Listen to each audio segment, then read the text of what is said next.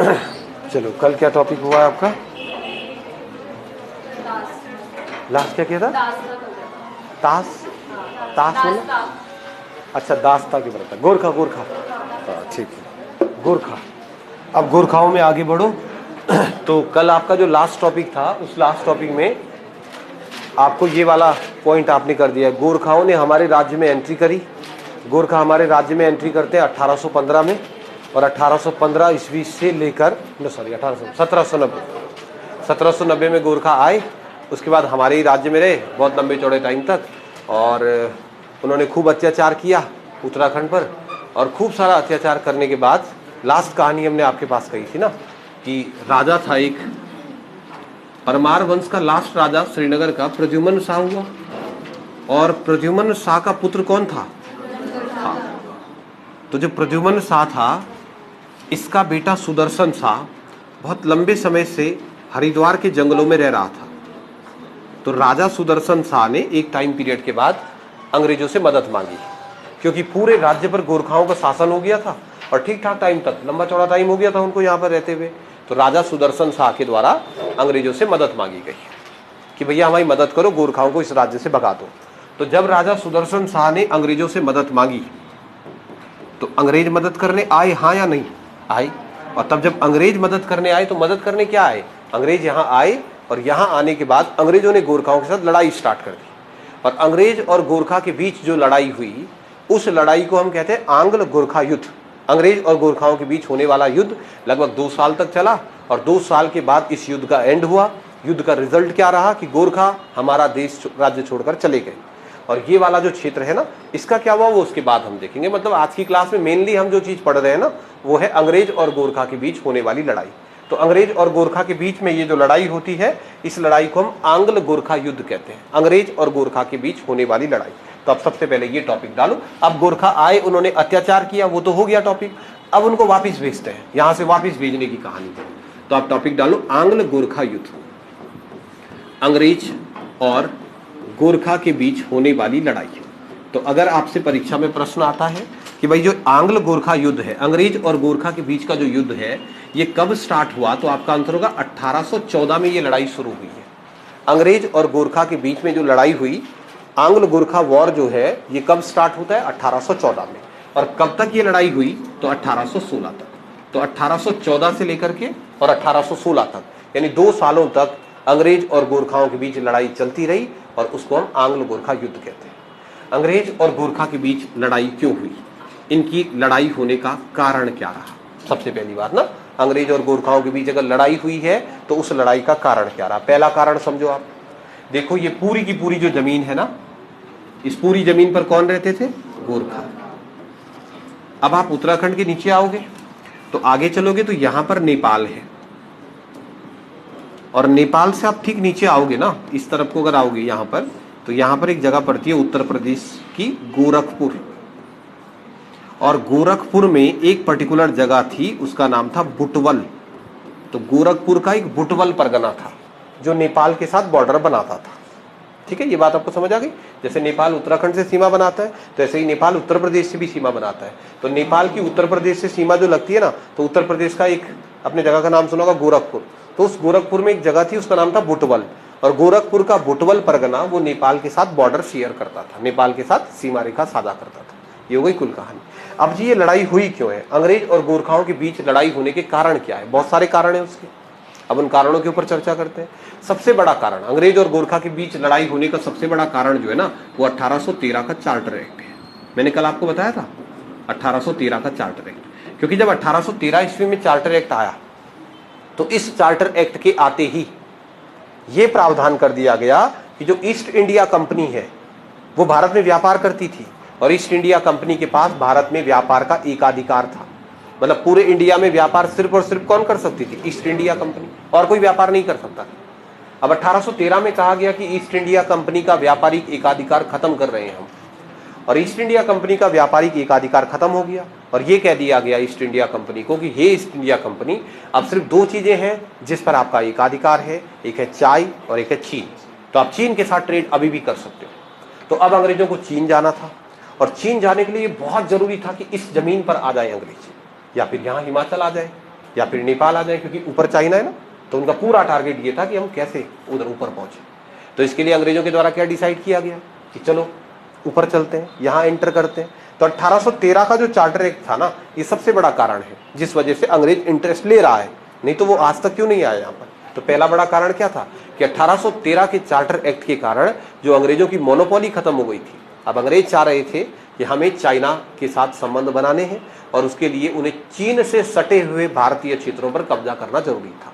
इसलिए उन्होंने, और देखो चीन से सटे हुए क्षेत्र पर गोरखा था, नेपाल में भी गोरखा, उत्तराखंड में गोरखा, हिमाचल में गोरखा, तो अब मजबूरी थी उनकी गोरखाओं को यहाँ से भगाना। तो पहला कारण 1813 का चार्टर है। दूसरा बड़ा कारण सुदर्शन शाह, वो चिट्ठी लिख लिख करके रोज कह रहे, हे अंग्रेज भाई प्लीज भाई मदद करो मदद करो।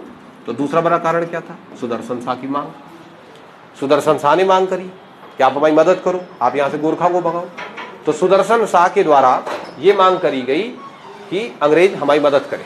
तो सुदर्शन शाह के द्वारा जो मांग करी गई और 1813 ईस्वी के अंदर जो चार्टर एक्ट आया, ये दो चीजें अंग्रेज और गोरखा के बीच लड़ाई का प्रमुख कारण थी, लड़ने का प्रमुख कारण थे। अब ये दोनों चीजें जो है ना, ये दोनों चीजें, ये है अंग्रेज और गोरखा के बीच लड़ाई होने के दीर्घकालिक कारण। दीर्घकालिक मतलब ये लड़ना चाहते थे। अब आप किसी से नफरत करते हो, किसी से लड़ना चाहते हो, तो बहाना भी तो चाहिए, ये तो कारण है ही। अंग्रेजों को कैसे ना कैसे करके इस जमीन पर आना था। अब अंग्रेजों के प्रतिद्वंदी बन गए हैं गोरखा, उनको भगाना है, पर बहाना भी तो चाहिए। सीधा मिल के जाओगे किसी पे, मार अबे कुछ होना भी तो चाहिए। तो कोई ऐसी चीज उस समय ऐसी हुई हो जिस वजह से अंग्रेज गोरखा पर अटैक करें, उसे कहेंगे तात्कालिक कारण।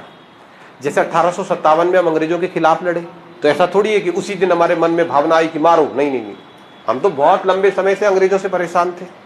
उस दिन हमने, एक पर्टिकुलर दिन हमने क्या कर दिया कि वो सुअर की चर्बी, गाय की चर्बी वाली कहानी बाई चांस हो गई। तो ऐसे ही अंग्रेज गोरखा से अब लड़ना ही चाहता था, क्योंकि भारतवर्ष में बड़ी शक्तियों में गोरखा भी एक बड़ी शक्ति के तौर पर उभर रहे थे। तो अंग्रेजों को गोरखा को तो हराना ही हराना था। लेकिन उस समय ऐसा क्या हुआ, उस समय की कोई ऐसी घटना जिस वजह से युद्ध हुआ हो।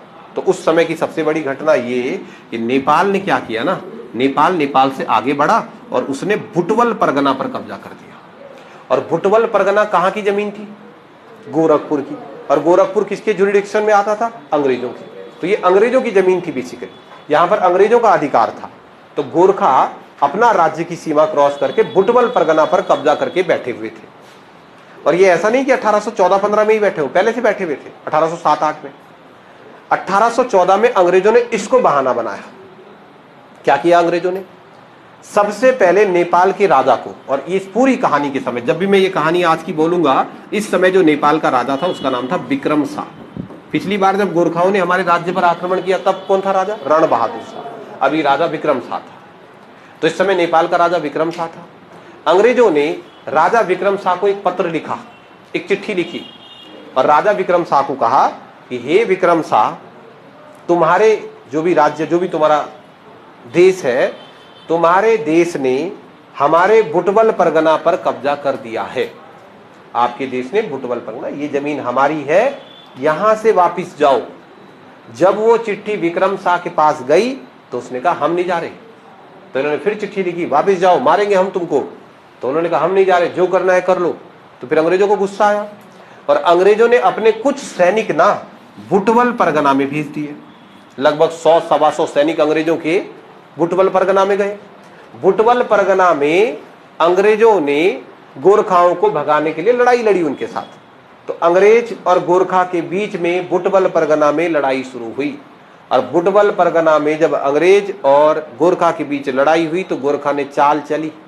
क्या चाल चली गोरखा ने, गोरखा ना छापामार पद्धति से युद्ध लड़ते थे। जैसे लड़ने को दोनों सेनाएं तैयार है, और जैसे ही अंग्रेजों ने हम पे अटैक किया, छुप जाओ, सब छुप गए। अंग्रेज किसको मारना, सब छुप गए। और जैसे ही अंग्रेज आराम कर रहे तो ऊपर से कोई चक्कू मार रहा, कोई ऐसा करते थे, छापामार युद्ध पद्धति। तो जब अंग्रेजों ने बुटवल परगना में गोरखाओं पर आक्रमण किया तो गोरखा पूरा दिन भागते रहे। आगे आगे गोरखा भाग रहा, पीछे पीछे अंग्रेज दिन भर भागते रहे। 8 बजे हो गई थी लड़ाई शुरू और 4 बज गए शाम के, और गोरखा भागते रह रहा, अंग्रेज उसके पीछे पीछे। जहां अंग्रेज कहीं बैठ जाए तो गोरखा उसके सामने आ रहा था, पकड़ बल मेरे को, फिर भाग रहा। ऐसा चल रहा था इनका। 4 बजे आते आते अंग्रेज भी थक गए, गोरखा भी थक गए, और कहते हैं गोरखाओं ने किसी ऐसी जगह पर अंग्रेजों को ले जा दिया जहां पर एकांत बिल्कुल जंगल बना हुआ था, और वहां पे गए गोरखा, पीछे से अंग्रेज आए और गोरखा गायब, और उसके बाद दिखे ही नहीं। अब अंग्रेजों ने इधर उधर देखा, दिखे नहीं उनको गोरखा, तो बैठ गए। पास में एक कुआं था, तो उन्होंने कहा चलो पानी पी लेते, दिन भर से भाग रहे ना। तो अंग्रेजों ने उस कुएं से पानी निकाला, उस पानी को पिया, और अंग्रेज चित्त, सब के सब चित्त। गोरखाओं ने उस कुएं में जहर डाल दिया था, बल पहले ही दिमाग चलाया ना उन्होंने उस कुएं में जहर डाला, और जहर डाला तो जहरीला पानी पीने से अंग्रेजों के कई सैनिकों की मृत्यु हो गई। और अब अंग्रेजों को आया गुस्सा, उन्होंने कहा तुमने हमारे इतने सैनिक मार दिए, चुप नहीं बैठेंगे ना।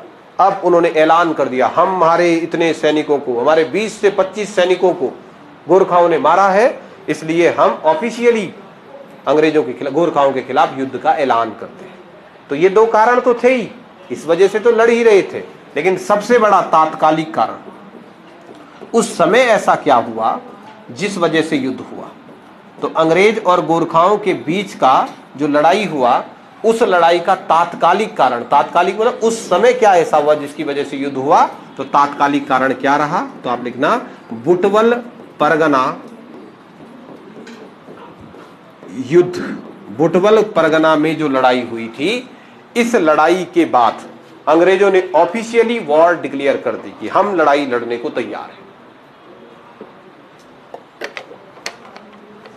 बुटवल परगना का युद्ध, आंग्ल गोरखा युद्ध, अंग्रेज और गोरखा के बीच होने वाला युद्ध कब स्टार्ट हुआ था? 14 में। एंड कब हुआ? 16 में।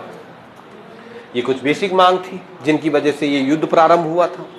अब चलो लड़ाई करवा देते हैं। क्या हुआ, पूरी की पूरी कहानी क्या हुई, कल भी मैंने आपको बताया था, अगर आपको याद हो।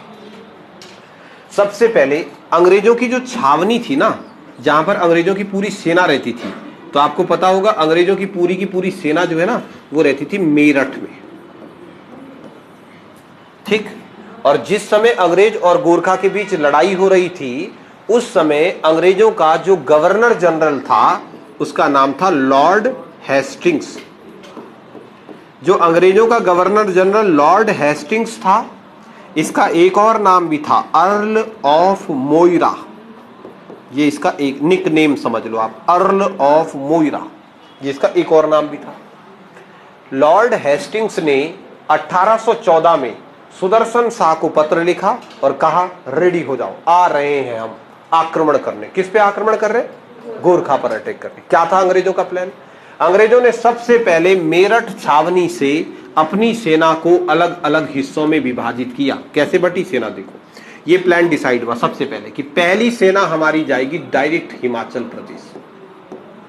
ये प्लान बनाया गया कि एक सेना हमारी सीधा हिमाचल की तरफ से आक्रमण करेगी। गोरखाओं की जो सेना हिमाचल प्रदेश पर, अंग्रेजों की जो सेना हिमाचल प्रदेश पर गोरखा अटैक करने के लिए जा रही थी, उस सेना का जो सेनापति था, इसका नाम था मेजर जनरल ऑक्टर नॉली। जो डायरेक्ट हिमाचल पर आक्रमण करने वाला था, वो भाई का नाम क्या था? Major general ऑक्टर नॉली।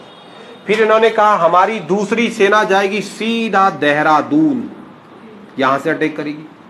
और अंग्रेजों की जो सेना देहरादून पर आक्रमण करने वाली थी, उस सेना का सेनापति था मेजर जनरल फिलेस्पी। तुम्हारी मर्जी है, तुम कुछ और भी लिख सकते हो इसको कुछ लोग गिलेस्पी भी बोलते हैं, कुछ जिलेस्पी भी बोलते हैं, पता नहीं क्या है इसका नाम, ऐसा है वैसे इसका नाम,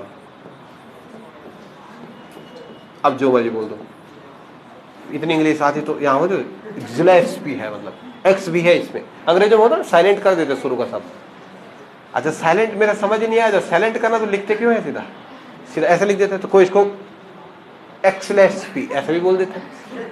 आपने ना घाता है ना, कभी कभी फिलेस्पी लिख देता है, कभी कभी गिलेस्पी लिखता है, कभी कभी जिलेस्पी भी लिखता है, जिलेस्पी, तो सब एक नाम है। एसपी रखना याद लास्ट का, एसपी वाला इन्होंने प्लान बनाया। एक सेना हमारी देहरादून की तरफ से आक्रमण करेगी। फिर अंग्रेजों का अगला प्लान क्या है? एक सेना हमारी सीधा कुमाऊं पर आक्रमण करेगी, और कुमाऊं पर जो सेना आक्रमण करने वाली थी, उस सेना का सेनापति था मेजर जनरल गार्डनर। तो गार्डनर अपनी सेना लेकर के, पूरा प्लान से चलते अंग्रेज, हमारी तरह नहीं कि गुस्सा बिल्कुल तब खा रहा थप्पड़ वहां, प्लानिंग से चलते हैं कि कोई सेना तो पास होगी, कोई हारेंगे तो कोई जीतेंगे। तो यहां से फिलेस्पी गया, यहां से गार्डनर गया। एक सेना बल सीधा नेपाल पर आक्रमण करेगी, और जो सेना डायरेक्ट नेपाल पर आक्रमण करेगी उसका नेतृत्व करता था मेजर जनरल मार्ले। तो मेजर जनरल मार्ले को बोला आप सीधा नेपाल पर अटैक करेंगे। फिर एक सेना को बोला एक सेना बैकअप के तौर पे गोरखपुर में रहेगी, सब नहीं जाएंगे लड़ने, पता चला कोई हार गए मर गए तो ये बैकअप के लिए एक सेना नीचे बुटवल परगना में रख दी, और जो सेना बुटवल परगना में बैकअप के तौर पर रहेगी उसके सेनापति का नाम होगा ब्रेडसॉ। ये इनका प्लान था। और उन्होंने फटाफट से राजा सुदर्शन शाह को चिट्ठी लिख दी, हे सुदर्शन शाह हम आ रहे तो तैयार हो जा।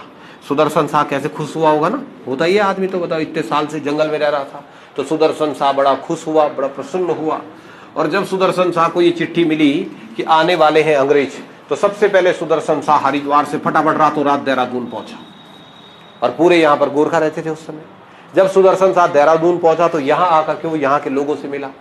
यहाँ के लोग बड़े प्रसन्न हुए कि कहाँ चले गया था तू राजा पागल, यहाँ हाथ देख हाथ जला दिए गोरखाओं ने पूरे के पूरे, यहाँ तो बहुत अत्याचार हो रहा है। तो जब वो देहरादून पहुंचा तो उसने यहाँ के लोगों को इकट्ठा किया। यहाँ के लोगों ने खबर फैलाई, चलो रे तैयार हो जाओ, लड़ रहे हैं हम गोरखा के साथ। एक बहुत लंबे अत्याचारी शासनकाल के बाद गोरखाओं को इस राज्य से भगाने के लिए चलो युद्ध स्टार्ट करते हैं। तो इसके लिए क्या हुआ, सुदर्शन शाह देहरादून पहुंचा। और जब सुदर्शन शाह देहरादून पहुंचा तो यहाँ आकर के उसने यहाँ के लोगों को संगठित किया। खबर फैल गई, यहाँ से खबर फैलते फैलते अगल बगल में जैसे मसूरी हो गया, सकलाना हो गया, टिहरी, पौड़ी, इधर के लोग भी देहरादून पहुंच गए कि चलो राजा का साथ देते हैं। फिर राजा सुदर्शन शाह यहीं पर वेट कर रहा था और 1814 ईस्वी के अंदर अक्टूबर के महीने अंग्रेजों की सेना देहरादून में एंटर कर गई। अब जैसे ही अंग्रेजों की सेना देहरादून में एंटर कर गई तो उस समय गोरखाओं के ज्यादा सैनिक नहीं थे देहरादून के अंदर, कम ही सैनिक रहते थे। और गोरखा को जैसे ही खबर मिली कि अंग्रेज आ गए तो ऑब्वियसली गोरखा डरेंगे ना, गोरखा अंग्रेज से डरेंगे, हाँ कि ना, हाँ, क्योंकि अंग्रेज ना थोड़ा पावरफुल लोग, आधुनिक हथियार, उच्च सेना वगैरह, तो गोरखा थोड़ा डर गए। तो गोरखाओं ने क्या किया, जैसे ही उन्होंने देखा कि अंग्रेज आक्रमण करने वाले हैं तो फटाफट से कहते हैं गोरखाओं ने एक ही रात में, एक रात के अंदर देहरादून में किले का निर्माण करवाया। उस किले को बोलते हैं खलंगा का किला, ये है ना खलंगा पीछे, तो खलंगा थोड़ा ऊंचा स्थान है देहरादून में। तो गोरखा सब के सब खलंगा चले गए। उन्होंने कहा हम हाइट पे रहेंगे ना तो इनको मार देंगे नीचे वालों को, तो फटाफट से गए और उन्होंने खलंगा में किले का निर्माण करवा दिया। इधर से राजा सुदर्शन शाह अंग्रेजों को साथ लेकर के और इन सब ने गोरखाओं पर आक्रमण कर दिया। अंग्रेजों ने राजा सुदर्शन शाह को कहा क्योंकि आप यहाँ के राजा हो, आपके पास लोकल सपोर्ट है, स्थानीय सपोर्ट है, इसलिए सेना को आप लीड करो। लेकिन सुदर्शन शाह बहुत लंबे समय तक जंगलों में रहा था, इसके पास बहुत ज्यादा पावर, युद्ध लड़ने का अनुभव, ये सब कुछ नहीं था। इसलिए अंग्रेजों ने जब सुदर्शन शाह की असमर्थता देखी तो उन्होंने कहा भाई सुन, एक काम है, हराना मत हो, लड़ना लुड़ना फड़फूक तो, परंतु हराना मत, युद्ध हराना मत, हार भी तो सकते हैं। मतलब आप ठीक है, आपके पास लोकल सपोर्ट है, पर लोकल सपोर्ट की वजह से कभी कभी कहानी उल्टी पड़ जाए। सबसे फ्रंट पे रख रहे हैं आपको और आपको तो लड़ना आ नहीं रहा है। पता चला कि हम तुम्हें जीतने के लिए भेज रहे हैं और उसके बाद पता चला तुम हारने के लिए चले जाओ। एक टिहरी में छोटा सा टाउन है, टिहरी, आपने नाम गए होंगे टिहरी ना। अच्छा, परसों स्केलर के भी तो अब वो हो रहे हैं फिजिकल, तुम में है कोई बच्चे जिनके टिहरी सेंटर पड़े हैं?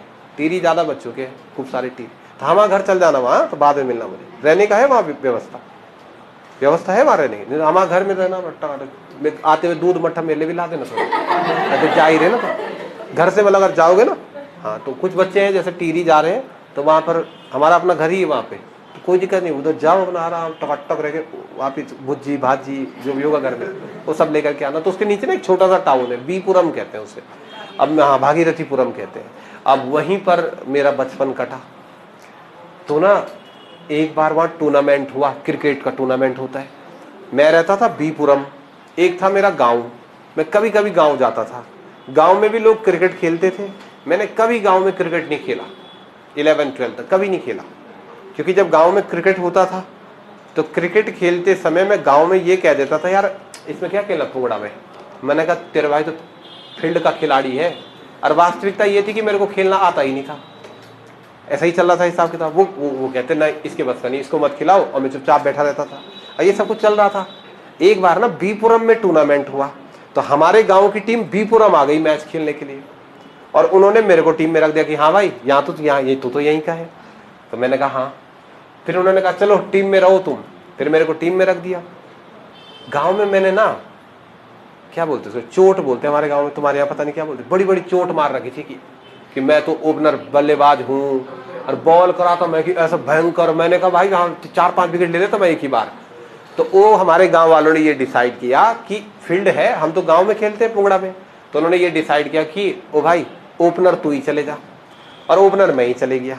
अब वहां के लोगों को तो सबको पता था ना कि खत्म है ये, तो उन्होंने एक प्लान बनाया, उन्होंने एक प्लान, बस वो एक ही प्लान पे खेले सामने उधर दूसरी टीम। उन्होंने कहा इस बेटे को आउट नहीं करना मेरे को, उन्होंने ये प्लान बनाया कि इसको ना आउट ही नहीं करना है, तभी जीतेंगे हम। और मैं बैट खेलने गया तो जरूर, कभी खेला ही नहीं मैच तो ना, और लग ही नहीं रहा बैट पे, बॉल कहीं बैट कहीं जा रहा, तो मेरे गांव वाले धीरे धीरे गाली देने लगे मेरे को, मार क्यों नहीं रहा। मैं बोला रुक जा भाई, थोड़ा पिच का मुआयना ले रहा मैं पहले। और 2-3 ओवर ऐसे ही चले गए, उन्होंने आउट ही नहीं किया मेरे को।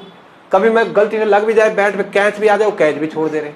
तो पूरा उनके जो मैच हुआ तो भाई साहब 15 ओवर का मैच था।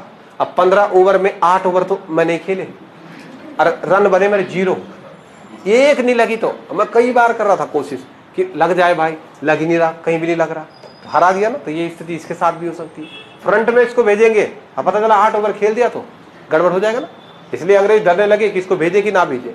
इससे पहले कि अंग्रेज कुछ सोच पाते, टिहरी रियासत का एक आदमी वहां पर एंटर कर गया, उसका नाम था काशीराम सकलानी। और ये आदमी बेसिकली सकलाना का था। सकलाना आप जानते कहां पर है? देहरादून में माल देवता का पुल जैसे ही खत्म होगा उसके बाद टिहरी लग जाता है। अब गए होंगे ना माल देवता, माल देवता में पुल खत्म हो गया, टिहरी लग गया। माल देवता पुल से लेके सुरकंडा मंदिर के नीचे तक का पूरा क्षेत्र सकलाना कहलाता है।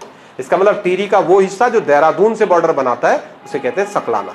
और वहां का एक आदमी था काशीराम सकलानी, ये अपने साथ 100-200 लोगों को लेकर के आया, और ये बड़े अभ्यस्त थे लड़ने में।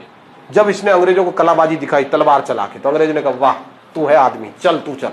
तो काशीराम सकलानी और उसके साथ 100-200 और लोग, अंग्रेजों की सेना, राजा सुदर्शन शाह हुआला करने के लिए ये सारी पूरी टीम तैयार हुई, और इन्होंने सीधा गोरखाओं पर अटैक कर दिया। और जैसे ही इन्होंने गोरखाओं पर अटैक किया, वैसे ही आंग्ल गोरखा युद्धों की शुरुआत हुई। अंग्रेज और गोरखा के बीच की लड़ाई शुरुआत हुई। पहली लड़ाई जो अंग्रेज और गोरखा के बीच हुई वो देहरादून के अंदर हुई। तो वो जो पहला युद्ध था उस युद्ध को हम नाम देते हैं नाला पानी का युद्ध। तुम्हारा रूम है किसी का नाला पानी में? हाँ, तो वहीं तो हुई लड़ाई, यहीं हुई बात, नाला पानी का युद्ध, या फिर इसी को बोलते हैं खलंगा का युद्ध। नाला पानी का युद्ध या फिर इसे कहते हैं खलंगा का युद्ध। 26 अक्टूबर 1814 ईस्वी को लड़ाई स्टार्ट हो गई थी और 30 नवंबर 1814 को खत्म हुई। एक दिन की लड़ाई नहीं है, पूरा 1.25 महीना चलने वाली लड़ाई है। 26 अक्टूबर 1814 ईस्वी से 30 नवंबर 1814 ईस्वी तक अंग्रेज और गोरखा के बीच में पहली लड़ाई हुई, जिसे हम नाम देते हैं नाला पानी की लड़ाई या फिर इसी को बोलते हैं खलंगा का युद्ध। चलो कराओ युद्ध। एक तरफ अंग्रेज है और एक तरफ है गोरखा। ये लोग, एक तरफ अंग्रेज और एक तरफ गोरखा। कहते हैं गोरखाओं के पास सेना की कमी थी, कम सैनिक थे, क्योंकि उनको पता ही नहीं था अटैक होने वाला है। एक तरफ गोरखा, एक तरफ अंग्रेज। जो अंग्रेजों की सेना थी, अंग्रेजों की सेना में देखो, पहले अंग्रेजों का प्लान देखो। अंग्रेजों की सेना में सेना का सेनापति कौन था? अभी लिखा आपने, मेजर जनरल फिलेस्पी। इसको गिलेस्पी भी बोल सकते हैं, जिलेस्पी भी बोल सकते हैं। तो मेजर जनरल फिलेस्पी ये था सेनापति। पहले पूरा प्लान बना रखा था उन्होंने कि अगर सेनापति मर जाए तो सेना के 2 उप सेनापति भी थे, उप सेनापति भी रखेगी। सेनापति मर जाए तो युद्ध खत्म ना हो कहीं। उप सेनापति रोलो, कारपेंटर और रोलू, ये इनके उप सेनापति है। प्लस अंग्रेजों की तरफ से राजा सुदर्शन शाह, इसी के कहने पर तो आए हैं ना वो, सुदर्शन शाह भी है। और सुदर्शन शाह के साथ एक अभ्यस्त युद्ध लड़ने वाला व्यक्ति काशीराम सकलानी भी है। काशीराम सकलानी, ये लो जी, ये अंग्रेजों की टीम बन गई। इधर साइड से अंग्रेजों की टीम, तोप अलग है अंग्रेजों के पास, बंदूकें अलग है, सारी व्यवस्था। तो अंग्रेज कुछ इस तरीके से चल रहे थे। मेजर जनरल फिलेस्पी के नेतृत्व में लगभग 3000 अंग्रेज सैनिक और लगभग 1000 से 1500 उत्तराखंड गढ़वाल के जो लोग थे उनकी सेना ने, और सीधा खलंगा के किला पर गोरखाओं पर आक्रमण कर दिया। दूसरी तरफ गोरखा की सेना, गोरखा की जो सेना थी, इस सेना का सेनापति कौन था? बलभद्र कुंवर। भारतवर्ष में उसे बलभद्र थापा भी कह दिया जाता है, बलभद्र कुंवर। ये था गोरखाओं का सेनापति। और गोरखाओं का सेनापति बलभद्र कुंवर जो है, इसके नेतृत्व में गोरखाओं की सेना थी छोटी। टोटल 700 लोग थे, लड़ने वाले उसमें 300-400 थे, तो 300 से 400 बाकी गोरखा के पास सेनापति। गोरखा का इसके अलावा कुछ नहीं था, उप सेनापति कुछ नहीं। तो एक तरफ गोरखा, एक तरफ अंग्रेज। अब यहां से लड़ाई स्टार्ट हुई। अंग्रेजों ने जब गोरखाओं पर आक्रमण किया तो गोरखाओं ने खलंगा का किला बना दिया। कई दिन तक लड़ाई चली। कई दिन तक होने वाली इस लड़ाई के बावजूद भी जब अंग्रेज गोरखाओं को पराजित नहीं कर पाए, तो कहते हैं अंग्रेजों ने खलंगा जाने वाला जो पानी था उस पानी का रास्ता बदल दिया। और जब उन्होंने उस पानी का रास्ता बदला तो खलंगा के अंदर पानी नहीं पहुंच पाया। गोरखा सैनिकों के पास जब पानी नहीं पहुंच पाया, ऊपर से 1-1.25 महीना हो गया, जब उनका खाना वाना भी खत्म हो गया, तो मजबूरी में गोरखा सैनिकों को खलंगा के किले से बाहर निकल करके आना पड़ा। और जब वो लोग खलंगा के किले से बाहर आए तो तब तक उनके पास कहते हैं 70 ही सैनिक बचे हुए थे। तो गोरखाओं के सैनिकों ने ये डिसाइड किया कि चलो आर या पार लड़ ही लेते हैं, देखी जाएगी। तो वास्तविक लड़ाई शुरू हुई नवंबर के महीने में। और नवंबर के महीने में जब अंग्रेज और गोरखा के बीच लड़ाई हुई तो गोरखाओं ने पहला जो काम किया तो फिलैस्पी का टुकड़ा कर दिया, फिलैस्पी को मार दिया। कितनी बड़ी बात है नहीं। सिर्फ 70 गोरखा सैनिक बचे हुए थे और 70 गोरखा सैनिकों का सेनापति था बलभद्र कुंवर।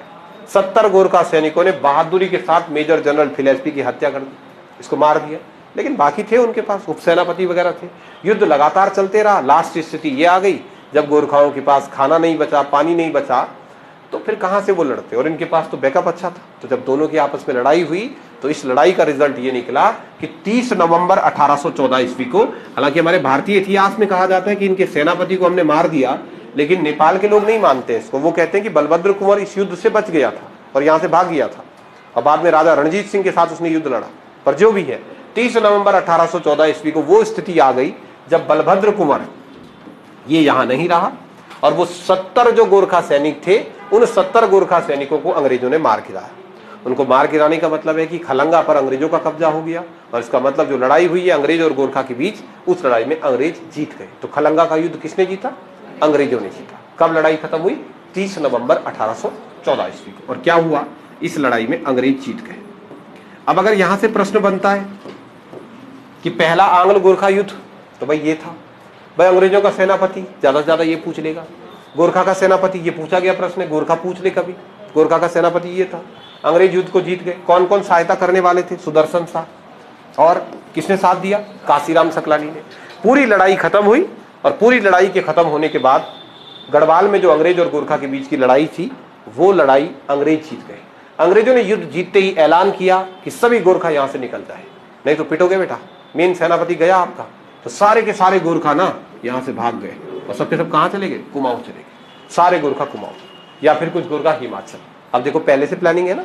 अब अगर यहां से कोई हिमाचल गया कि वहां बच जाऊंगा, वहां पहले ही बैठा एक आदमी डॉक्टर नौली, और जैसे ही कोई इधर जाए कुमाऊं की तरफ तो वहां पहले ही बैठा है गार्डनर। अब इनकी बातचीत क्या होती है वो बात की बात है। लेकिन आंग्ल गोरखा युद्धों में पहली लड़ाई, उस लड़ाई को बोलते हैं खलंगा का युद्ध। और इस खलंगा का युद्ध को अंग्रेज ने जीत लिया। अंग्रेज ने खलंगा युद्ध जीता तो इसका प्रभाव क्या पड़ा कि सारे गोरखा यहां से चले गए। इसका मतलब गढ़वाल जो है ना, वहां से गोरखाओं की सत्ता लगभग खत्म हो गई। और ये खबर जब गढ़वाल में फैली तो गढ़वाल के लोगों को कैसा लगा होगा? भयंकर ना। देहरादून से राजा सुदर्शन शाह, 10 सालों के बाद राजा सुदर्शन शाह देहरादून से घोड़े में बैठा और घोड़े में बैठ कर चलो रे घर चलो। घर कहाँ है इनका मकान? श्रीनगर। तो राजा पहुंचा श्रीनगर। राजा जहां भी जाता लोग उसके खूब सम्मान करते थे। और इस पूरी कहानी के समय अंग्रेजों का एक पॉलिटिकल एजेंट था कैप्टन हियर से, वो इस राजा के साथ साथ चल रहा है। बातचीत वो करेगा बाद में। अभी तो हो गया लड़ाई झगड़ा, हिसाब किताब बाद में होगा ना। अभी तो लड़ाई झगड़ा हो गया। लड़ाई झगड़ा होने का मतलब ये थोड़ी कि हाँ इधर सुदर्शन शाह ताली बजा रहा, जब जीते ताली बजा रहा था। अभी अंग्रेज हिसाब करेंगे, हाँ भैया 1.25 महीना हमारी सेना यहाँ रही, खाना पीना, तेरे आ रखे थे जो 1000-1500 हल्ला मचाने वाले, एक रोटी उनको भी दिया, हिसाब किताब लगा, लाखों लग गए हमारे। पैसा चाहिए ना, हम आपके बदले युद्ध लड़े हैं, उसके बदले पैसा चाहिए हमको। तो वो बातचीत बाद में होगी, अभी मजा करो। तो जब राजा श्रीनगर पहुंचा, श्रीनगर में राजा का भव्य स्वागत किया गया। लोगों ने राजा के पैर पकड़ दिए और कहा ये सुदर्शन जाना मत भाई, प्लीज मत जाना, एक गोरखा बड़ा अत्याचार कर रहे हैं, वापिस मत जाना यहाँ से। तो सुदर्शन शाह का खूब सम्मान किया गया। अब लोग आगे देखते हैं क्या होता है, वो बात की कहानी की आगे क्या हुआ। लेकिन कम से कम गढ़वाल से जितने भी गोरखा थे वो गोरखा सैनिक यहाँ से चले गए। अब कहानी कहां की आई? कुमाऊं की। अब अगली जगह कुमाऊं थी। अब गोरखाओं ने अगला प्लान बनाया कि चलो कुमाऊं राज्य पर आक्रमण करते हैं। अब गढ़वाल की लड़ाई जीतना अंग्रेजों के लिए बहुत आसान था, क्योंकि लड़ाई कहां पर हुई? गढ़वाल वाली कहां पर हुई? देहरादून में। कुमाऊं की लड़ाई लड़नी अंग्रेजों के लिए बहुत मुश्किल थी, क्योंकि कुमाऊं में अंग्रेजों का जो हेडक्वार्टर था कहां पर था बोलो? अल्मोड़ा में था। यहां बैठा है गोरखा, तो लड़ने भी कहां जाना पड़ेगा? अल्मोड़ा। जहां लड़ाई हुई थी इससे पहले देहरादून, वो लगभग मैदानी क्षेत्र है, तराई भाबर। तो कैसे हुई होगी लड़ाई? वहां खलंगा में बैठे गोरखा और यहां से कोची में तोप, यहीं पे तो थी तोप। मजाक समझ रहे तुम? यहीं से तुम्हारी तोप वहां, और बिल्कुल यही सैनिक यही रहते, कुरनपुर परेड ग्राउंड। तो तोप यहीं तक पहुंच गई थी, निशाना ही तो मारना है सामने, आसान है। कुमाऊं में जो लड़ाई लड़ी जाएगी वो लड़ाई अल्मोड़ा में लड़ी जाएगी। तो अंग्रेजों के सामने पहला टास्क ये था कि हम पहले अल्मोड़ा पहुंचे कैसे, और अगर पहुंच गए तो तोप कैसे ले जाएंगे अल्मोड़ा? ये तोप उठा के ले जा सकते भाई? तोप को उठा के ले जाया जा सकता है? जैसे कोई तोप है, 2 आदमी उठाएंगे जो तोप उठा सकते? दो तो नहीं उठा सकते भाई ना। 4 आदमी उठा लेंगे उसको, 4 मिनट उठाएंगे। 10-12 आदमी थोड़ा तो हिला तो देंगे हल्का फुल्का ना। और ऐसा कर दे जैसे तोप है ना, तो ऐसा कर लो तोप में सीधा कि तोप उठाने के लिए 2000 आदमी लगा लो। चलो रे 2000 आदमी उठा देंगे तोप? ये बताओ 2000 आदमी, 2-4 तो नहीं उठा पाएंगे, पर 2000 आदमी है वो उठा देंगे तोप? नहीं ना। उठाने का जगह भी तो होनी चाहिए। तो कोई इतनी बड़ी इस कमरा बराबर होती तो इसमें 2000 कैसे लगेंगे? तो बहुत मुश्किल है, इन तोपों को अल्मोड़ा ले जाना बहुत मुश्किल काम है। दूसरा, अंग्रेजों के लिए बड़ा टास्क ये था कि तोप तो छोड़ो, हम खुद पहुंच जाए पहले पहाड़ों में। बड़ी दिक्कत है पहाड़ी क्षेत्र में। तुम में जो बच्चे गांव जाते आते रहते होंगे, गांव में रहते होंगे तो अभ्यस्त है, और जो यहीं रहते हैं कभी कभी जाते हैं पहाड़ में, या फिर कभी मैदान का व्यक्ति आ जाए। तुम्हारे गाँव आते हैं कोई मैदान वाला आदमी? चढ़ ही नहीं पाता तो नहीं, फकवारा लग जाता उसको, हो अरे भाई बैग छोड़, बैग मैं पहुंच जाऊं पहले, मरता हूं बल मैं ना, रास्ते में हो जाता ये मैं मरने वाला हूं, ऐसा रास्ता है भाई खड़ा। अब गांव का आदमी तो वो तो ऐसे जाते ही नहीं। तुम जाते हैं ऐसे वाले में? ऐसे नहीं, शॉर्टकट है बना हुआ, टक टक टक, वो ऐसे चल जा रहा फटाफट सीधा ऊपर। आज तो अंग्रेज के लिए दिक्कत भी थी भाई, कहां जाना? अल्मोड़ा, वो भी समस्या थी। ऊपर से गोरखाओं ने अलग एक प्लान चल दिया। गढ़वाल में युद्ध हारने के तुरंत बाद गोरखा पहुंचे सीधा कुमाऊं, और कुमाऊं में जाते ही गोरखाओं ने कुमाऊं के सभी लोगों पर, और गोरखा देख के हमारी हाल क्या होता होगा आप पहले इमेजिन करो गोरखा को। गोरखा है कौन आदमी? ये वो आदमी है जिसको देख के हमारा पानी हो जाए, ऐसा व्यक्ति जिसने इतना अत्याचार किया है, और कभी वो हमारे सामने आ जाए और तब वो अगर हमसे कुछ कह दे ना, मानना पड़ेगा ना भाई। डर होता है, बताओ। एक चाचा से भी डरता हूं मैं अपने गांव में, भयंकर मारता है वो। बेटा तो मैं हूं वैसा, उसका पर है ना ऐसा, भयंकर मारता है भाई। और वो चाचा बचपन से हमको पीटते रहता था। अब उसने एक बार ना मुझे फोन किया, और फोन करके क्या बोला मुझे? 20,000 दे बल मेरे को। फोन करते ही सीधा हेलो। मैंने बोला हाँ चाचा, मेरे खाता में 20,000 रुपये भेज। मेरे पे नहीं थे 20,000 रुपये ना, मैं बोल ही नहीं पाया ना। मैंने कहा ठीक है भेज रहा ना? मैं बोला हाँ, थे ही नहीं मेरे पास 20,000। भयंकर डर लगा। मैंने कहा कहाँ से दूं यार उसको 20,000? उसका लगभग 10-15 मिनट बाद फिर फोन आया, अबे भेज क्यों नहीं रहा? मैं बोला रूदे हुए आवाज से बोला ना, मैंने रुक जा चाचा देता हूँ।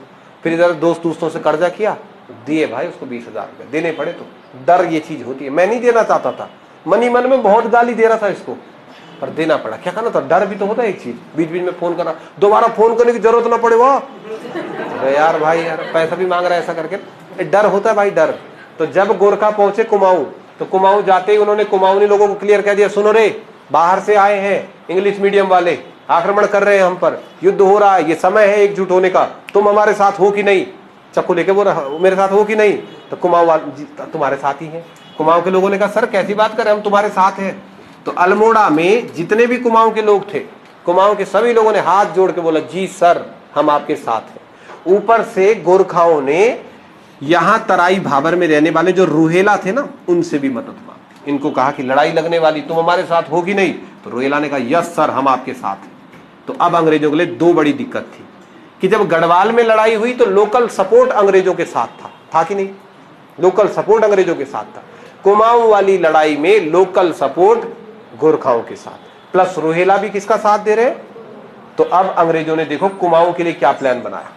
कुमाऊं के लिए अंग्रेजों का प्लान ये था कि हम अल्मोड़ा पर आक्रमण करने के लिए ये लोग काशीपुर में बैठ गए, और यहां से प्लान ये था कि हम एक काम करते हैं, दो सेनाओं में बंट जाते हैं। हमारी एक सेना काशीपुर रामनगर से होते होते, नैनीताल से होते होते अल्मोड़ा के बॉर्डर पहुंचेगी, और हमारी दूसरी सेना चंपावत के रास्ते होते हुए अल्मोड़ा पहुंचेगी। जब दोनों ही सेनाएं अल्मोड़ा को दोनों दिशाओं से घेर देंगी, फिर हम जाकर के आक्रमण करेंगे। और यह डिसाइड हुआ कि काशीपुर से जो सेना ऊपर जा रही है, इस सेना का नेतृत्व एक आदमी को दे दिया गया, एक पर्टिकुलर आदमी को दे दिया गया, जिसका नाम था गार्डनर। गार्डनर को कहा कि हे गार्डनर, तुम यहां से निकलो और अपनी सेना को लेकर के यहां पर पहुंचो। गार्डनर ने कहा ओके सर। फिर बोला गया इधर से कैप्टन हियरसे को कि हे हियरसे, तुम इस सेना के सेनापति हो, निकलो और अल्मोड़ा में मिलते हैं। यह डिसाइड हुआ कि जब दोनों अल्मोड़ा के बाउंड्री पर पहुंच जाए तो सिटी मार देने एक और फिर एक साथ एक ही समय पर आक्रमण करेंगे। लेकिन अब सबसे बड़ी समस्या की हिम्मत नहीं हो रही ऊपर जाने की। क्यों?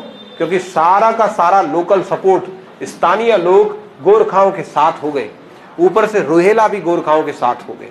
तो अंग्रेजों ने कहा कि कहीं हार न जाए। एक तो लड़ाई भी पहाड़ में हो रही है, उस जगह जहां हम चल नहीं सकते वहां लड़ना पड़ेगा हम।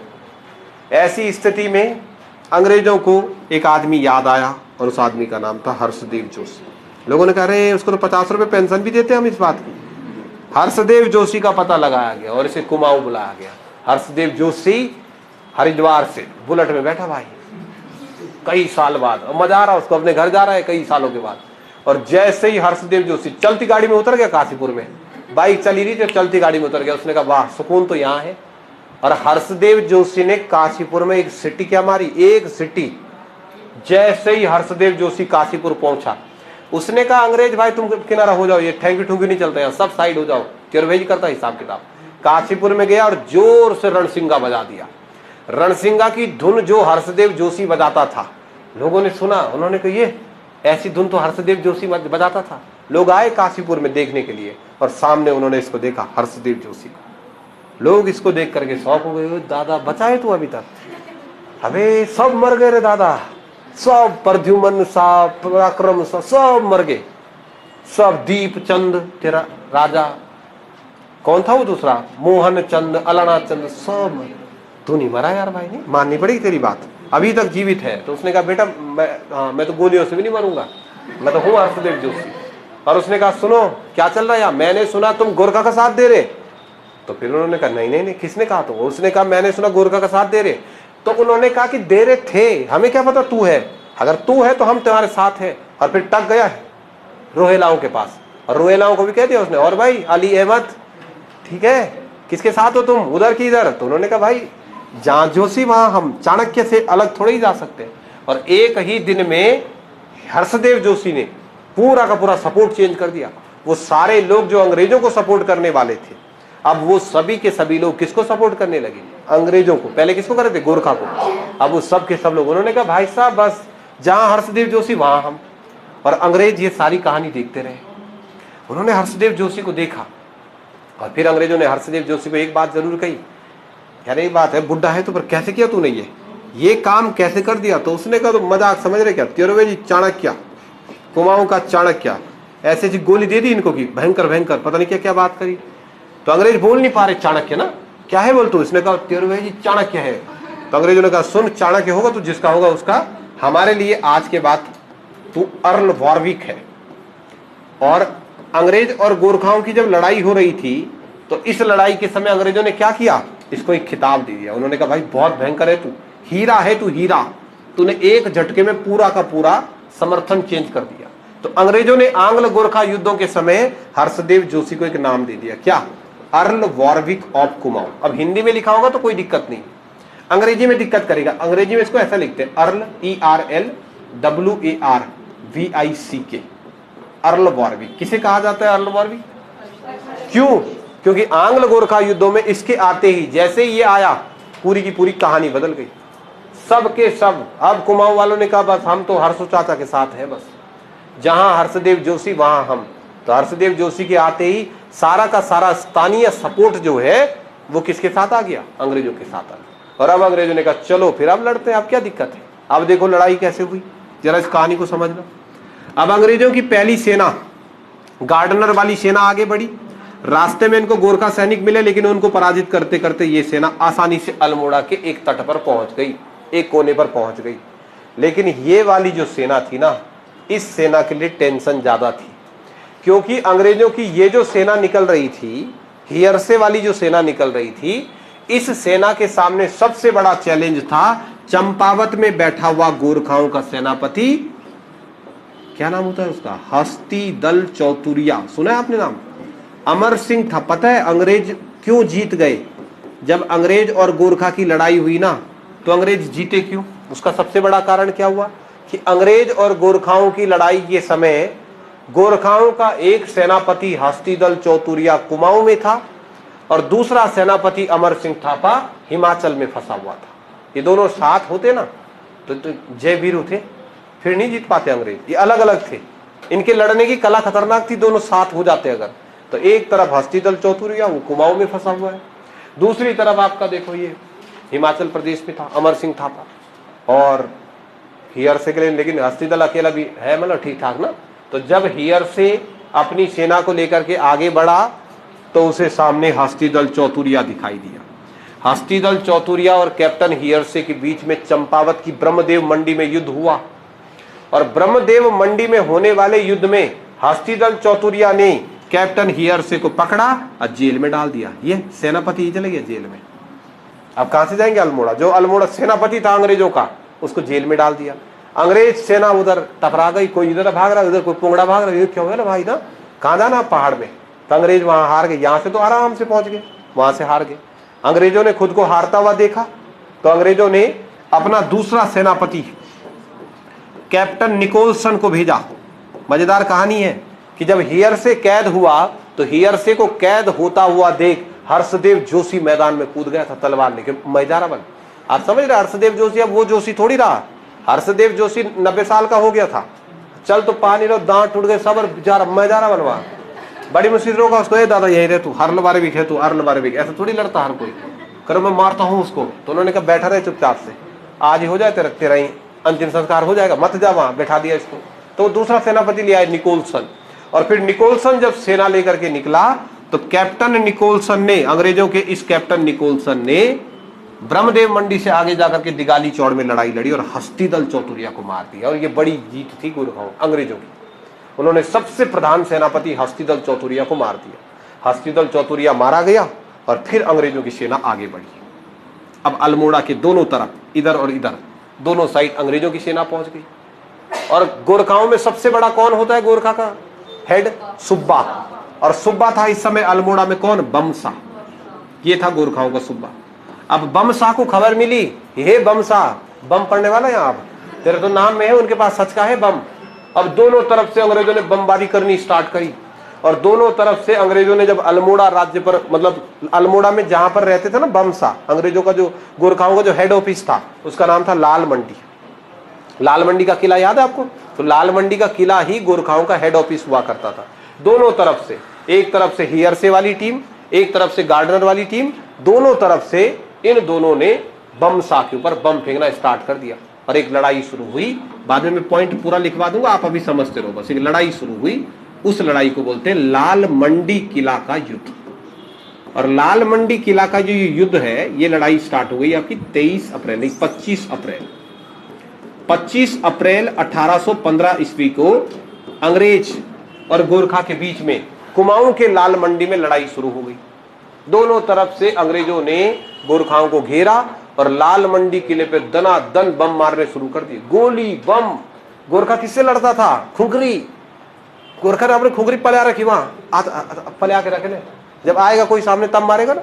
इधर से बम ही बम मार रहे भाई, बस बंदूक चलाई नहीं रहे, धड़ाधड़ बम मार रहे। एक वो खेल होता जैसे पबजी वाला खेल ना, तो उस पबजी वाले खेल में ना कुछ कुछ होते जैसे खेल खेल रहे, वो गोली चलाते ही नहीं भाई, कुल बम फेंक रहे, बम लगातार फेंक रहे। और एक दिन तुम्हारे भाई ने उठाया बम, जैसे खेलते ना उसमें, तो मैं तो वैसे ज्यादातर मर जाता था भाई उसमें। और एक दिन उन्होंने सिखा दिया मुझे कि इसमें बम उठाते हैं, बैग लेते हैं पहले, फिर बैग में रखते हैं। अब मैंने बम उठाया, अब कोई नहीं था कि वहां पे, तो मैंने कहा यार कैसे फेंकते हैं बम ना, सीख लेते हैं तब तक।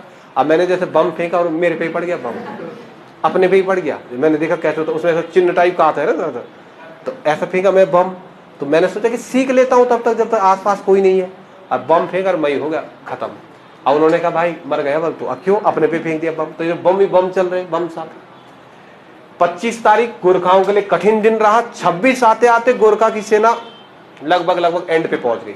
27 तारीख को कहते हैं अंग्रेजों ने लाल मंडी के किला की दीवार तोड़ दी, और जहां दीवार तोड़ दी तो घुस जाएंगे अंदर, और बम सा घबराया हुआ। आप सोचो एक ऐसी स्थिति ना, सुनने में आसान लगता है, क्लास में बैठ के सुनना कितना आसान है। बम गिरा, यहां गिर जाए जो एक।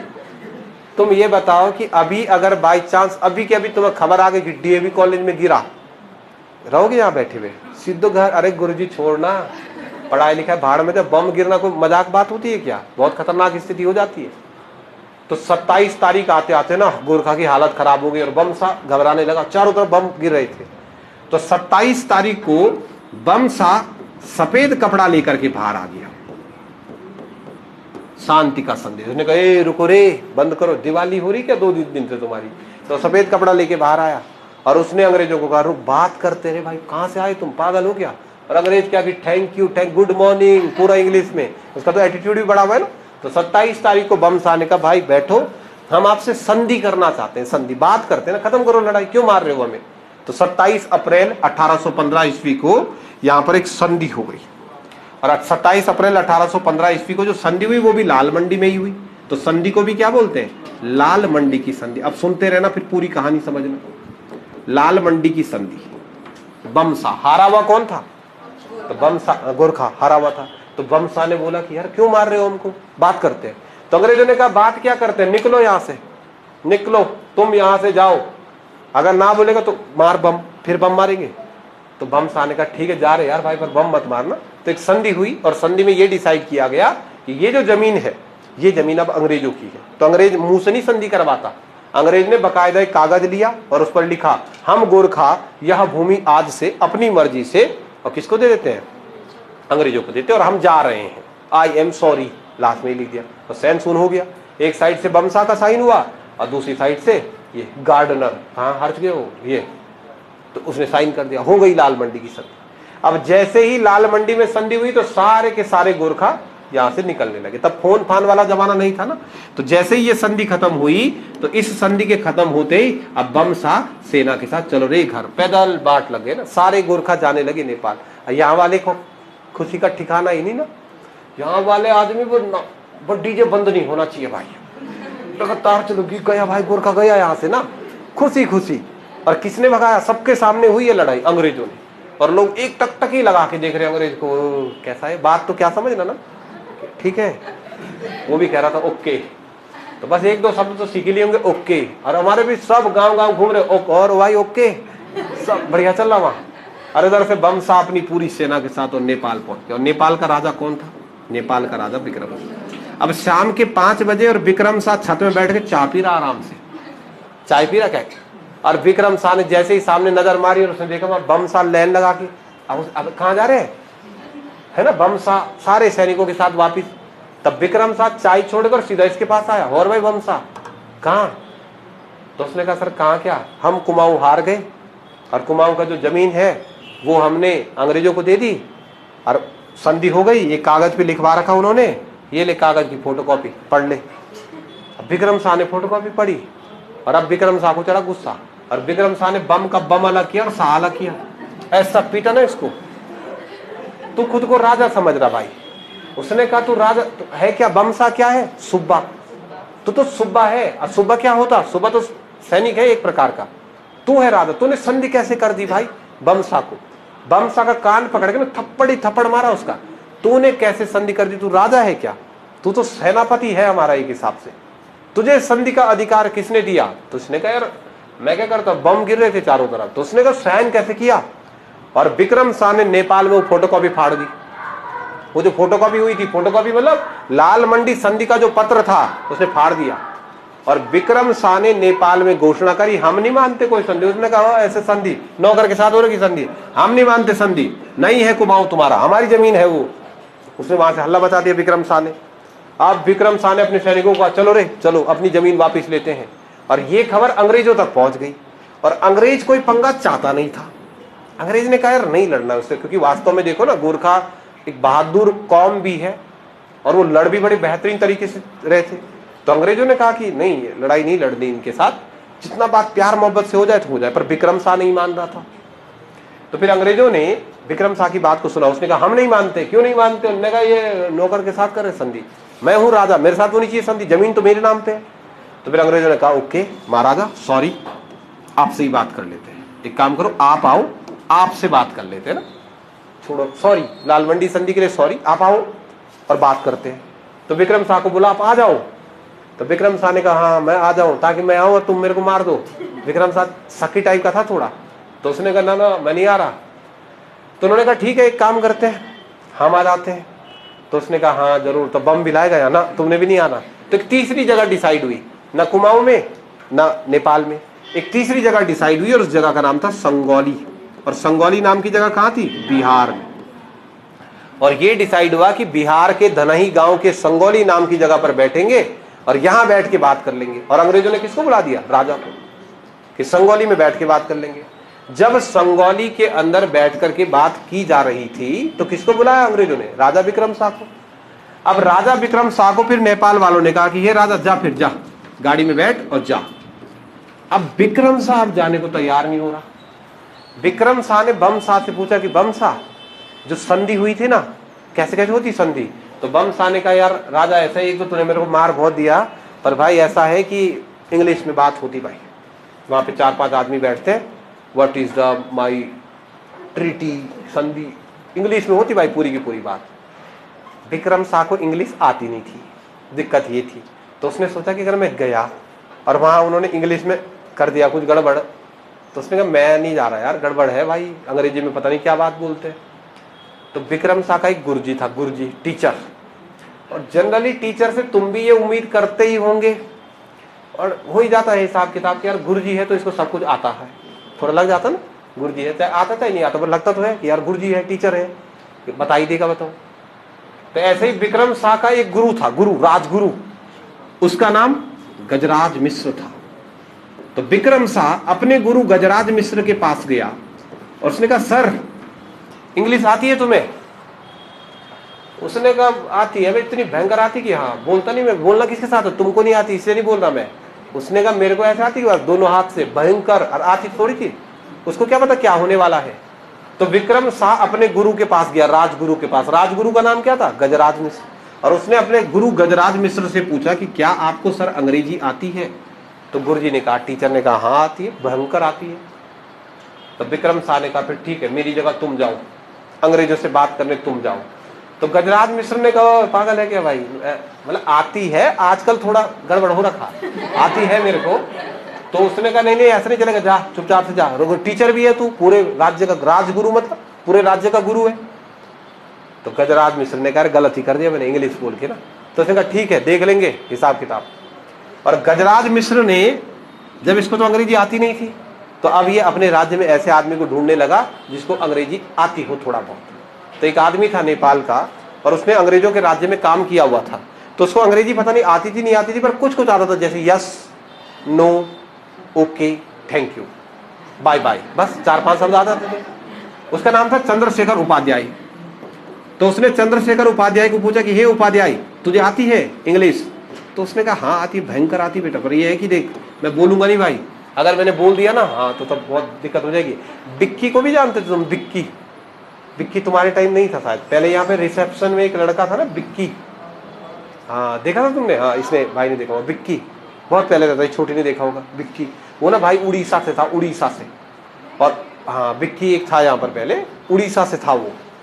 और उसने क्या किया ना कि एक बार हमको सारे कोचिंग वालों को कह दिया, अभी काफी टाइम हो गया उसको गए हुए, कि नहीं ये तो ऐसा कोचिंग है, शून्य है, यहाँ पे कुछ नहीं है, कि मैं जहाँ पहले था वहां तो कोचिंग वाले क्रिकेट भी खेलते थे। तो हमने कहा ठीक है भाई, क्रिकेट खेलते थे तो खेल लेंगे क्रिकेट। अब पूरे क्रिकेट की व्यवस्था उसी ने करी, और जब क्रिकेट खेलने जा रहे थे तो बस एक ही बात कह रहा था, अच्छा टीम बनी भाई, यहाँ टीम 2 हिस्सों में बनी। एक टीम बनाई हमने टिहरी रियासत की टीम, मतलब जो टिहरी उत्तरकाशी वाले हैं जितने मास्टर, वो एक टीम में होंगे भाई, राजा वाले ना, और एक तरफ लगाए अंग्रेज वाले, ब्रिटिश वाले ना, चमोली, रुद्रप्रयाग, चमोली, पौड़ी, ये एक टीम में थे। इनका कप्तान राहुल बर्तवाल था अंग्रेज वालों का, हमारी टीम का कप्तान पोदयाल गुरजी था। दो कप्तान बना रखे थे ना कि चल भाई तू हमारी टीम का, एक उनकी टीम का, तो ऐसे टीम बनी। अब इस टीम के विभाजन में बड़ी दिक्कत यह आई कि विक्की को कहाँ रखें, वो तो उड़ीसा का है, तो वो इम्पैक्ट प्लेयर था, मेन प्लेयर, यही डिसाइड करेगा। यहां से वो फील्ड में जाते जाते पूरे रास्ते में एक ही बात बोलते रहा, हे भैया मेरे को बोला था, हे भैया ओपनर मत भेजना मेरे को वहां। मैंने कहा क्यों, मैं बॉल खो देता बल, तो मेरे पे थोड़ा प्रभाव पड़ा ना। उसने कहा मेरे को ना पहले मत भेजना ओपनिंग। मैंने कहा क्यों, उसने कहा मैं बॉल खो देता हूँ। कितनी बॉल लाओगे फिर, तो फिर ऐसा सुनोगे तो प्रभाव पड़ेगा ना। मैंने कहा ये बहुत भयंकर बैट्समैन होगा। अब फिर जाते जाते उसने क्या बोल दिया मेरे को, अरे ये बॉलिंग भी मत देना मेरे को, किसी का मुंह मार टूट जाएगा। मैंने कहा भयंकर है भाई, ये कुछ खतरनाक टाइप का है। हमने ना लड़ाई, अच्छा वहां से राहुल बर्तवाल ने बॉलिंग वाली बात सुन ली, तो उसने कहा विक्की हमारा है, क्योंकि ये भी अंग्रेजों के अधीन था। हमने कहा विक्की तो हमारा है भाई, कैसी बात कर रहा तू। और लंबी चौड़ी लड़ाई के बाद हम लड़ाई जीत गए और हमने उसको अपनी टीम में रख दिया। अब जब हमने उसको अपनी टीम में रखा तो पहले आई हमारी बॉलिंग, हमने पहले ही बॉल दे दिया उसको, नो नो नो बल किसी का मुंह टूट जाएगा। हमने कहा तोड़ ना भाई, तू क्या दिक्कत ले रहा। अरे वो बॉल कराने आया और ऐसा पकड़ा बॉल, ऐसा चला रहा जैसे पत्थर नहीं मारते, ऐसा फेंक दिया बॉल वहां। और वो दूसरी टीम ने कहा वो भाई पागल है क्या, ऐसे क्या फेंक रहा बॉल, अबे ऐसे घुमा, हाथ घुमा के डाल बॉल। तो बोला पथिराना भी तो डालता है बल, देख रहे हो तुमने, एक पथिराना है वहां, हाँ पथिराना, वो भी तो करता बोले ऐसा। अब हमने कहा यार भाई पागल है क्या तू, तो बॉलिंग में भाई रिजेक्ट हो गया। हमने कहा ऐसे चला जैसे बॉल चलाते हैं, वैसे नहीं आती बल। तो हमने कहा ऐसे में तो कोई भी तोड़ देगा मुंह, जब ऐसे फेंक रहे हैं ना। तब बॉलिंग में भाई रिजेक्ट हो गया। अब आई बैटिंग की बारी, बैटिंग में भाई ने 9 बार बैट घुमाया। तब पता क्या, 9 बार बॉल तो छोड़ो, बॉल थोड़ी लगी, 9 बार बैट गया वहां, 9 बार। ये हम समझ लप्पा भाई, ये भी ना लप्पा। अब क्या करें, अब उसको कीपर में ना विकेट के पीछे कीपर, अरे ऐसा खड़ा कैच आया यार, ऐसा ऐसा किया पता नहीं, ऐसा टाइप का किया उसने, कैच भी छोड़ दिया, खत्म। तो ना बाद में जब मैं उसके मोहल्ले में गया ना, तो उसके मोहल्ले में जाके मुझे ये पता चला कि है ही खत्म। उसके साथ वाले बोल इसको लेगा बोल तुम, ये तो हमको पानी पुनी पिलाता बोले मैच में ना, ऐसे वाली दिक्कत हो गई वहां। लेकिन पहले बड़ी बड़ी बात कर रहा था, ये भी कर रहा था बड़ी बड़ी बात कि चलना भयंकर, मैं इंग्लिश ऐसे करूंगा बात की। तो ये दोनों यहाँ से, एक गजराज मिश्र और दूसरा कौन, चंद्रशेखर उपाध्याय, और ये दोनों के दोनों नेपाल की तरफ से आए। इधर अंग्रेजों की तरफ से कैप्टन ब्रैडशॉ ये आ गया और संगौली में बैठ गए सबके सब संधि करने के लिए। कब बैठे जी, 2 दिसंबर 1815, पॉइंट में लिखवा दूंगा, 2 दिसंबर 1815 संगौली में बैठ गए। एक तरफ अंग्रेज और एक तरफ गोरखा, और फिर निकाला गया कागज, अनेक्सेशन। ब्रैडशॉ ने आते ही उनको जैसे ही आए, वेलकम टू जो भी है इंडिया, हाँ वैसा वैसा। ये राम दमन की तो क्या घिची खोल रही होगी ना, ये तो साइलेंट था कि गजराज मिश्र। अरे ये 2-3 शब्द से रटे, yes yes, thank you, okay okay, bye bye, बस इसके अलावा इसको कुछ पता नहीं था। अब ये जो भी बोलते रहे ना ब्रैडशॉ यहाँ से कि डिसीज वगैरह वगैरह जो भी बोला इन्होंने, मुझे भी नहीं आती, मेरा भी हाल वही है गजराज वाला, परंतु इसने जो जो बातें बोली मैं आपको हिंदी में बता देता हूँ। जैसे इन्होंने पहली बात बोली कि आज के बाद, जो संधि पत्र था ना, पहला पॉइंट लिखा हुआ था आज के बाद गोरखा अपने देश को लौट जाए, काली नदी विभाजन का आधार है, काली नदी बॉर्डर है, काली नदी के पार गोरखा रहेंगे, इससे इधर वाला क्षेत्र हम अंग्रेजों को देते हैं। क्योंकि नेपाल ये जमीन अंग्रेजों को दे रहा है, इसलिए अंग्रेज लोग नेपाल के लोगों की, गोरखाओं की एक बटालियन तैयार करेंगे, गोरखा बटालियन। उसमें गोरखा सैनिकों को रखा जाएगा और उन्हें 11 से 13 रुपया मासिक वेतन दिया जाएगा। भारत के सैनिकों की तनख्वाह थी 5 रुपए, गोरखा सैनिकों को दिया गया 11 रुपए। ये सारी बात इंग्लिश में हो रही थी और सारी बातों पे भाई लोग क्या कर रहे थे, यस यस, थैंक यू। तो उन्होंने कहा यस साइन, इसने साइन कर दिया, गुरुजी ने साइन कर दिया, यस। तो ये भी जो यस वाला था इसका भी साइन हो गया, हो गई संधि। कब हुई संगौली की संधि? संधि होने के बाद ये दोनों उस फोटोकॉपी को लेकर के गए, एक दूसरे से बात कर रहे थे। ये इसको बोला था, हाँ भाई बोला क्यों नहीं तूने वहां पे? उसने कहा बोला क्या, मैं बोलता तो फिर वो चुप हो जाता। इसने उसको पूछा सुन समझ भी आया तेरे को कुछ? उसने कहा और क्या, सब आया आपस में ना। अब फिर पहुंचे नेपाल। नेपाल जाकर के उन्होंने वो चिट्ठी विक्रम शाह को दे दी। विक्रम शाह ने कहा बताओ क्या हुआ संधि में? तो उन्होंने कहा यस हुआ, बस यस है, इसको पढ़ ले, देख ले इस पे जो भी है। विक्रम शाह ने वो संधि पत्र का ट्रांसलेशन कराया, तो विक्रम शाह को पता चला कि जमीन तो गई। तो उसने कहा तो पागल है क्या? उसने कहा गुरुजी मैं भूल गया कि तू मेरा गुरुजी, मारा इसी को गुरुजी, कह रहा इंग्लिश आती है, इंग्लिश के चक्कर में तो तुमको भेजा, इनको पीटा उसने। और विक्रम शाह ने संगौली संधि के बाद फिर से ऐलान कर दिया मैं नहीं मानता बल ये संधि। उसने कहा मैं नहीं मानता संधि, संगौली संधि। तो अब अंग्रेजों को गुस्सा आया। अंग्रेजों ने कहा पिटेगा तू, हर चीज को नहीं मानता तू। जब तेरे को बुलाया तो खुद क्यों नहीं आया, अपने आप आता, गुरु जी को भेज रहा आपने। तो फिर अंग्रेजों ने ऑक्टरनॉली को कहा, हे ऑक्टरनॉली जरा थोड़ा डरा के आ जाओ उसको। ऑक्टरनॉली अपनी सेना को लेकर के काली नदी के तट पर पहुंचा और ऑक्टरनॉली ने 1816 ईस्वी में नेपाल पर युद्ध करते समय बंदूक नहीं चलाई, सिर्फ बम ही बम चलाए और टारगेट बनाया इसका घर। और विक्रम शाह छत पे बैठा हुआ और गिरे वहां बम, तो भागा वो बड़ा नीचे, तब उसने बाहर देखे बम ही बम। तब उसने अपने सेनापति को कहा, वो पागल हो गए क्या, ऐसा क्या भेज रहे? तो बम साहने का बेटा ऐसा ही था, मैं भी फंसा हुआ, तभी तो माना मैंने। तब विक्रम शाह बाहर आया, उसने कहा रुको रे। और तब 1816 में 4 मार्च को विक्रम शाह ने यह ऐलान किया कि ठीक है, ओके, हम तैयार हैं। तो संधि कब हुई, लेकिन उसको लागू कब से किया? और 4 मार्च 1816 के बाद गोरखा इस राज्य से चले गए। कुमाऊं की जो जमीन है वो अंग्रेजों को मिल गई और गोरखा अपने देश को लौट गए। इसके बाद हमारे पर किसका शासन शुरू हो जाएगा? अंग्रेजों। कल इसके पॉइंट भी लिखते हैं और आगे की कहानी भी कल की क्लास में करते हैं।